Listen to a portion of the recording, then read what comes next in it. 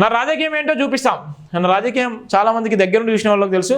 కొడంగల్లో ఉన్నటువంటి చాలామంది ఆ నియోజకవర్గం ప్రజలకు తెలుసు. కొడంగల్ జిల్లాకు సంబంధించిన ఆ వ్యక్తులు ఎవరైనా నియోజకవర్గంలో పాటు ఆ జిల్లాకు సంబంధించిన వ్యక్తులకు అందరూ ఆయన రాజకీయం ఏంది, ఆయన ఎంత స్టాండర్డ్గా నిలబడతాడు, ఏ విధంగా ఉంటాడు, ఏం చేశాడు అంటే ఆయన అయితే స్పష్టంగా చెప్పడం జరిగింది. నా రాజకీయం ఏంటో చూపిస్తాం. తెలంగాణలో పార్లమెంట్ ఎన్నికలకు నగరం మోగింది. ఇప్పటి నుంచి తన రాజకీయం ఏంటో బీఆర్ఎస్ బీజేపీ పార్టీలకు చూపిస్తారని సీఎం రేవంత్ రెడ్డి హెచ్చరించారు. కాంగ్రెస్ ప్రభుత్వ పాలనకు 100 రోజులు పూర్తయిన సందర్భంగా హైదరాబాద్ ఆదివారం నాడు జరిగిన మిడ్ ది ప్రెస్ కార్యక్రమంలో సీఎం రేవంత్ మాట్లాడారు. నిజం ఎన్ని అభివృద్ధి పనులు చేసినా నిరంకుశత్వాన్ని ప్రయోగించారన్నారు. కాసిం రాజ్వీ తెలంగాణలో తన ఆధిపత్యం అధికారంపై తిరుగుబాటు చేసిన వారిని బీఆర్ఎస్ అధినేత కేసీఆర్ అణచివేసే ప్రయత్నం చేశారన్నారు. సచివాలయం కాళేశ్వరం లాంటివి చూపి ప్రజల స్వేచ్ఛను హరించారని చెప్పారు.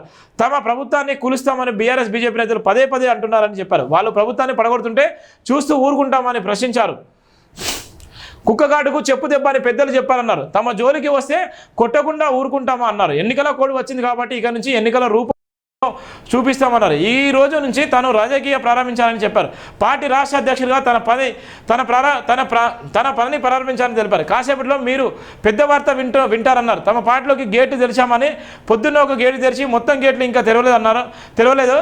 ఇవాళ ఒక ఎమ్మెల్యే ఒక ఎంపీ గేటు ఓపెన్ చేశామని అన్నారు. 75 ఏళ్ల తర్వాత తెలంగాణ ప్రజలు పోరాడి మళ్ళీ స్వేచ్ఛను తెచ్చుకున్నామన్నారు.